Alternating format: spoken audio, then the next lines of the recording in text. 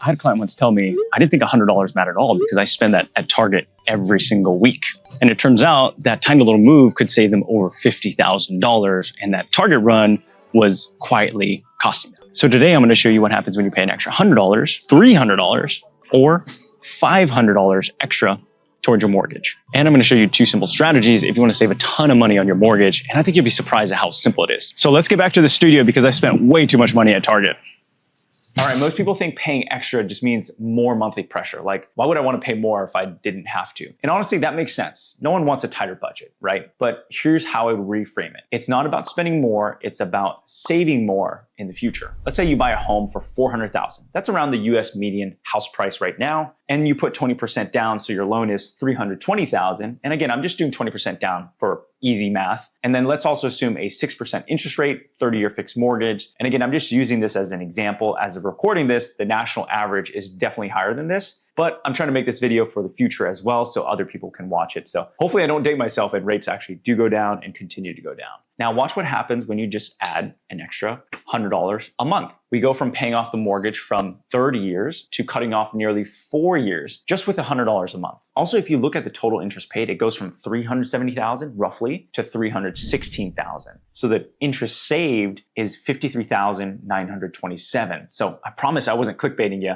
You actually do save quite a bit of money with just an extra $100 a month. All right, here's the cool thing. It's not like you're having to make this giant jump and buy a whole second house. You just, instead of going through all the aisles at Target, you're just going straight to the one thing that you need, right? The toothpaste aisle, putting those horse blinders on and going straight to checkout. Or if you're not as disciplined, then you just skip a few Target trips in general. Okay, so you also might be thinking, well, when I buy a home, it's probably going to be very tight on my budget, especially with rates high right now. And I can't do that extra $100.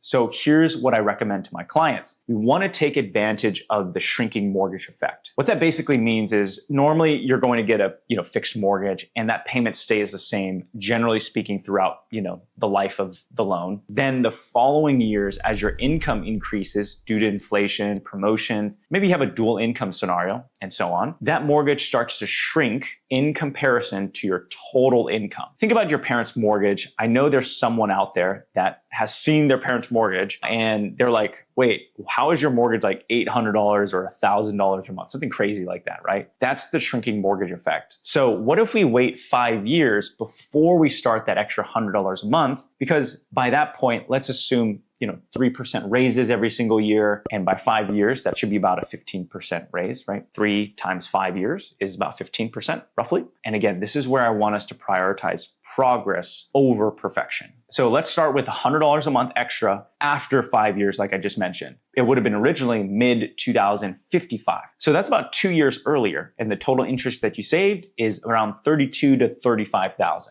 Here's the takeaway. If you start now with that extra $100 a month, you save about $50,000 in interest and you cut off nearly 4 years off your mortgage. Like just imagine how awesome that would be. If you wait 5 years and let the shrinking mortgage effect do its thing, you still save around $30,000 in interest and cut about 2 years. Remember, progress over perfection. It's not all or nothing. It's just about starting when you can. So now that we've seen $100 a month can actually make a real dent, what if we could go a little further? Maybe your income's gone up, your lifestyle is more stable, or you just want to fast track your freedom. So let me show you what the $300 a month or $500 a month extra does to your mortgage. Spoiler, this is where things get kind of crazy. Okay, so let's first start off with what an extra $300 a month does to your mortgage. If you remember, this is the original mortgage that you got, and you're paying about $370,000 in interest and paying off the mortgage in July 2055. So assuming a 30-year mortgage as of recording this. And then the $300 a month, boom, this is what you can see. The total interest is about $248,000 and you're paying off the mortgage in December 2046. So what does that actually do in years? You cut off almost 9 years from your loan. So let that sink in. Imagine not having 9 years of mortgage payments. How awesome is that? So that $300 that we talked about is around $3,600 a year. Some of us may be getting that as a bonus at the end of the year or even a tax refund when you file your taxes, right? So all you got to do is just carve out a little bit of that money and do this strategy. And also I'll cover a pro tip on how to make this super easy to do. So stick around for that. So let's talk about it. How much does it actually save you in interest? That's over $100,000. Let me say that again, 100 grand saved just by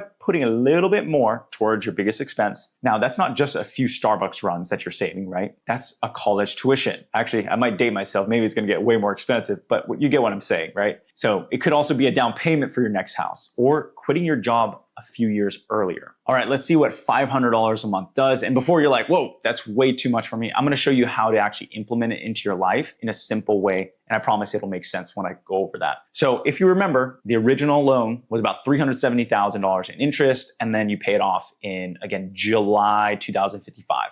So with that $500 a month, the total interest that you would pay is about $205,000, and you would pay it off around September 2043. So the total interest saved is about $165,000 saved. And how many years do you shave off? That's about 12 years earlier. Again, let that sink in. Just imagine not having a mortgage payment for 12 years. Okay, so the takeaway is $500 a month may sound like a lot, but for many dual income families or folks like later in their careers, it's doable. And it turns your 30-year loan into a 17-year loan. And the really cool thing is it's a 30-year mortgage where you're obligated for that. So if you have a slow year or you're not making as much money that year, you can just make the regular payments. And then the following years you can pick up, or you can do this little bonus round that we're going to talk about. And I call this the staggered strategy. This is something I share with my clients. So you get a little, peek behind the curtains.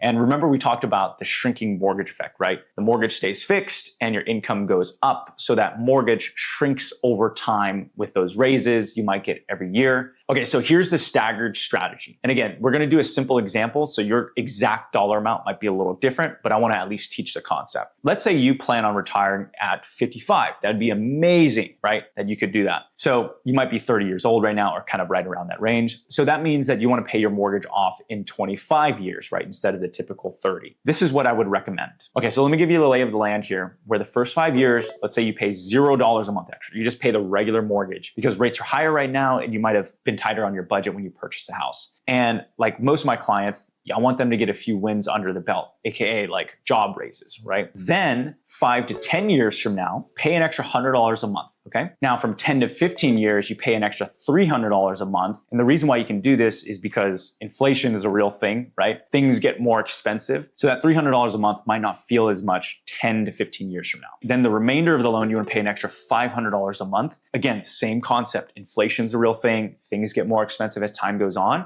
But remember the shrinking mortgage effect, right? So that $500 a month will not feel as bad 15 years from now. So let me show you what happens to your mortgage balance over time with all these different strategies, right? Let's first start off with the baseline, which is no extra payments. That's your 30-year mortgage. There you go. You see it right there in the black line. Then you want to do $100 a month extra, which is the yellow line. Again, that's just staying consistent. Right at closing, you're doing $100 a month, skipping those few target runs, right? And then you can see the $300 a month in purple. So again, that's staying consistent at closing, $300 a month every single month. And again, some of you might be listening to this and it's like, Nathan, that is really hard to do because I'm at the top of my budget, rates are high right now, and consumer debt is at its peak right now. And I totally understand. That's why I developed this staggered strategy, right? And that's what you can see in green, which is, again, you basically start with $0, like I mentioned, then $100 5 years from now, a month. Then 10 years from now, you start with $300 a month. Then 15 years from now, you do $500 a month. Again, your numbers might be a little different, but again, I want to teach you the concept using the median home price. So what I love about the staggered plan is it can fit your lifestyle as your income increases, right? You nearly shave off 7 to 8 years off your mortgage. And again, you save a ton of interest as well. And some people say, like, why not invest instead in the stock market? Because that has better return, which I think is a very smart idea. And because I have money in the S&P 500 and real estate. But what you really want to look at is, are you going to be consistent and disciplined? If you're super disciplined and you know you'll continue to invest the money, that's amazing. If you know you might have that itch to sell some of those stocks because all you need to do is click one button and bam, you got the money in your bank account a few days later, maybe putting some extra money towards your mortgage might make sense because that's going to be very difficult to put the money in and then take the money out. So think of it almost as like a forced savings account, right? That's going to be a forced savings account for your future. And the way I look at it, it's like going to the gym. It's never that one workout that loses the weight or that one run that gets you all in this shape. It's just about staying consistent. So what you need to optimize for is, how do I stay consistent? Once you answer that, you'll know if it's stocks or house. And before we go into the bonus tip, remember to give this video a like because you can always come back to this video in your history. All right, here's one of my favorite easy but high impact strategies. It's called the 13 payment strategy. Very similar to the biweekly one, where the biweekly one, you pay half of your mortgage every other week. If you do the math, right, that's 26 payments divided by 2, so that's 13 payments total. Very similar to the 13 payment strategy, but I'm gonna give you the reasoning why I like the 13 payment one over the biweekly in a few moments. All right, let's first go over what is this strategy so that way you can put some pen to paper. Step 1, do the math. Promise this will be easy. So what you want to do is just take your mortgage, let's say it's $3,000 a month, then divide it by 52. Notice I didn't say 13, I said 52. So that's around $58 in this example. So save that number. That's a writer downer, $58 or whatever your number is. Step 2, create a high yield savings account because most savings accounts earn around 0.4% interest as of recording this. And then the high yield savings account are paying around 4% as of recording this. So that's 10 times more for doing the exact same thing. And again, we love a set it and forget it strategy with bonus interest, right? And I also like doing something and get 10 times the return. Like how awesome is that, right? So what I do is I create the account and I name it Freedom, all caps. Again, don't laugh at it. We're emotional human beings to a degree. So every time I put some money in there, I see freedom on my statements. And I'm like, yes. It's almost like this reinforcing behavior, right?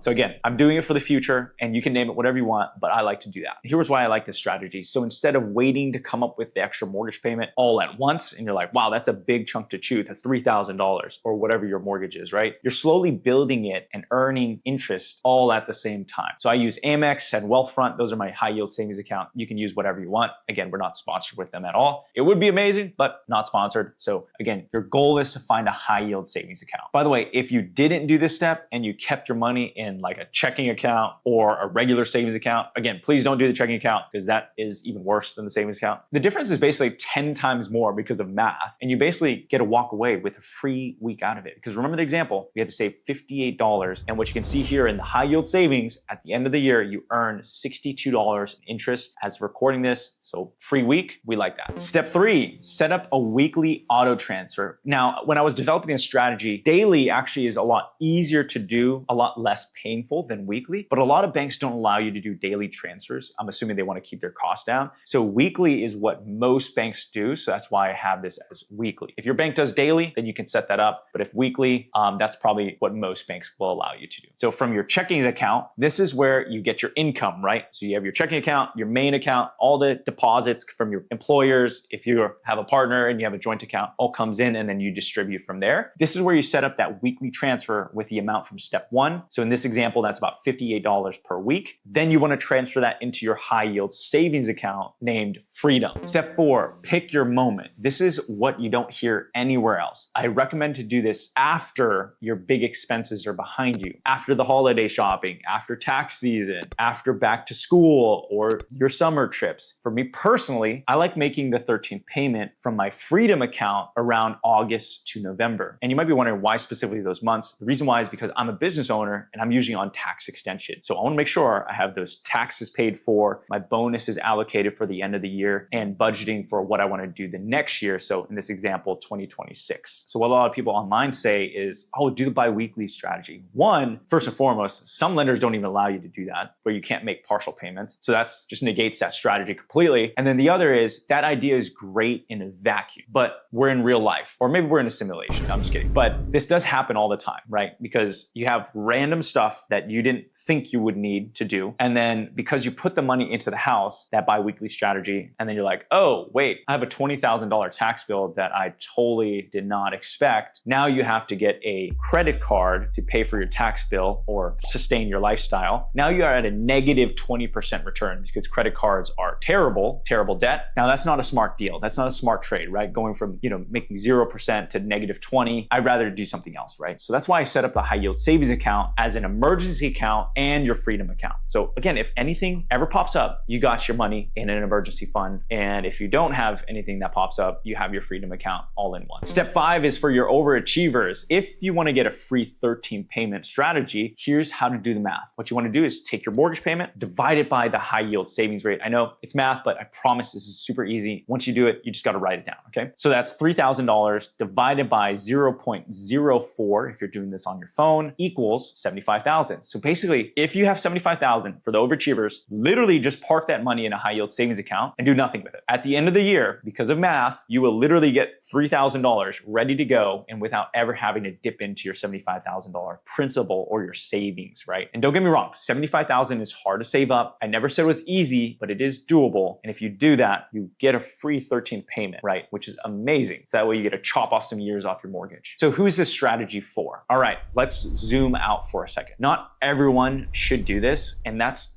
totally okay. I'm gonna walk you through who/when this early payoff strategy would make sense. First, let's start off when this does make sense. When you've already got an emergency fund in place. Because if you don't have an emergency fund and you put the money in the house, it's actually very hard to take that money back out. So what I'd rather do is, again, use that freedom account, build up your emergency fund first, then everything on top of that. Like if your car goes out and you got to go get it fixed, that's usually quite expensive. Basically, what you want to avoid is dipping into your savings or your freedom account to pay off your house faster, but you're maxing out your credit cards with a negative 20% return. What I'm trying to say, my recommendation is have that freedom account, but within that account, you're going to have your emergency funds first, have that stable, then everything else on top of that you can use for your house freedom. Next is when you want to build equity faster. Remember, equity is your house wallet. Maybe you want to increase your house wallet or your equity because you want to refinance soon, so you get better terms when that does happen. Or you want to retire early by having the mortgage paid off so you can live life comfortably at retirement. Now, when does this not make sense? When you've got high interest debt like credit cards. Again, most credit cards are giving a negative 20% return. So let's get rid of that first. And by doing so, you'll have way more breathing room. Once you have breathing room, then we can focus on to the future. Next is when you need your monthly cash flow to stay flexible. So what does that actually mean? Maybe you're saving up for your kids' education or expanding your family, meaning you're prioritizing a few other things than mortgage freedom. And they're all still very important, right? Like your kids' future, saving for the future, retiring early. Those are all important, but there's always one thing that's more important, and that's going to be your priority, right? So like I mentioned earlier, the shrinking mortgage effect is real. So watch in 5 years, you're going to remember this video because you liked it and you're going to go back to the history. It's like, oh yeah, I remember I learned quite a bit. And then you're going to be like, oh yeah, my income has gone up. And actually now I can start paying to my mortgage. And what you don't want to do is get into analysis paralysis and be like, well, Nathan, you're saying I should do this immediately after closing. I'm not saying that at all. Remember, progress over perfection. Something is better than nothing, right? So like I said, maybe it's not right now, but it's not forever. Meaning you may have just bought the house because rates are higher on the high end and we may not have that extra cash. But in a few years, we may have that extra cash flow after you saved up for emergency, kids' future. Then we can start looking towards mortgage freedom. And remember, we can also do what's called the staggered strategy. That's what I talked about in the way beginning, where maybe you start with $0 for the first 5 years. Then you ramp it up to $100 a month, right? For the next 5 to 10 years. Then $300 from 10 to 15 years. And then from 15 years and beyond, you do the $500 a month. And you never know. Maybe you got a huge raise or a huge bonus. And then now you can, be more aggressive. All right, now you've seen the real numbers. You've seen what a small extra payment can actually do. $100, $300, and $500 a month extra. Then we talked about the staggered strategy and how we can take advantage of the shrinking mortgage effect, right? And I don't think I've seen anyone else talk about it, but what I also love about the staggered strategy is you can customize it to your lifestyle as time goes on. Then I show you how to easily use the 13 payment strategy. Remember, using the weekly division, moving a high yield savings account called the freedom account. And what I love about this whole playbook, the truth is you don't need a financial degree to do this. You just need a simple plan. And with a little confidence, you can take the first step. If this has helped you feel more confident, hit that subscribe button. As always, I try to make the best videos in the mortgage space. So leave a comment on what you want to watch next. Also, you might be wondering, so I bought my starter home. How do I upgrade into a bigger, better home? What are the strategies that you would recommend in that type of situation? I call it trade up home buying. So make sure to watch that video if you click right here. I walk you through everything from A to Z on how to pull it off. I'll see you there. This is Nathan signing out.